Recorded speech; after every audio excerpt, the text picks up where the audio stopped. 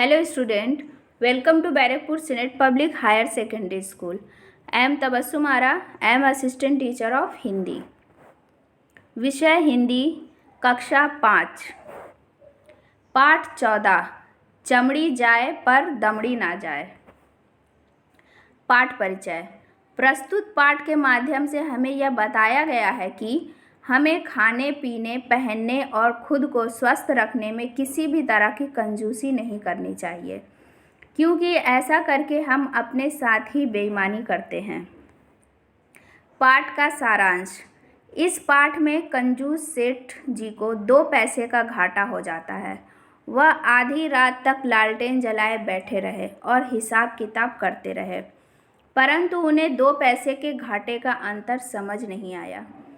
मुनीम जी ने कहा, आपने तो 2 पैसे का घाटा निकालते निकालते 6 पैसे का तेल भी जला दिया। इस तरह से कुल घाटा 8 पैसे का हो गया। सेठ जी यह सुनकर कहते हैं कि मेरे भाग्य में घाटा ही घाटा है।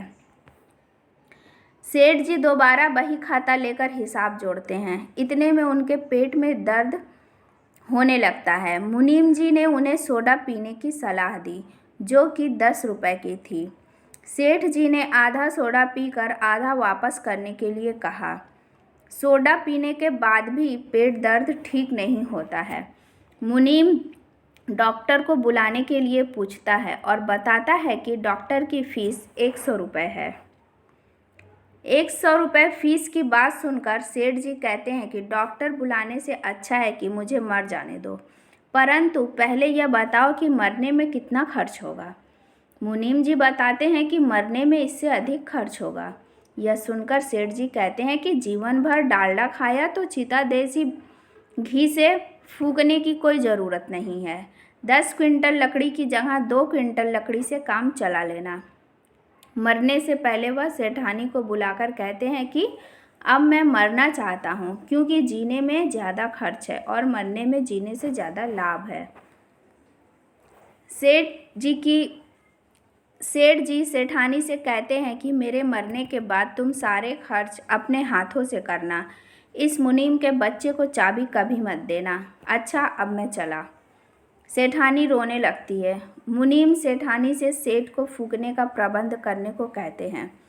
सेठानी यह कहते हुए चाबी का गुच्छा मुनीम को दे देती है कि उसे कुछ भी नहीं पता कि क्या होता है क्या नहीं।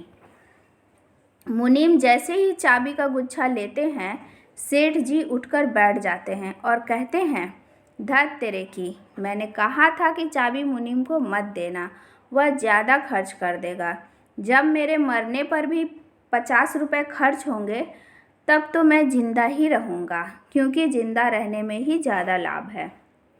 इस पाठ से हमें यह पता चलता है कि किस प्रकार एक कंजूस व्यक्ति जीने और मरने में भी अपना फ़ायदा और नुकसान देखता है।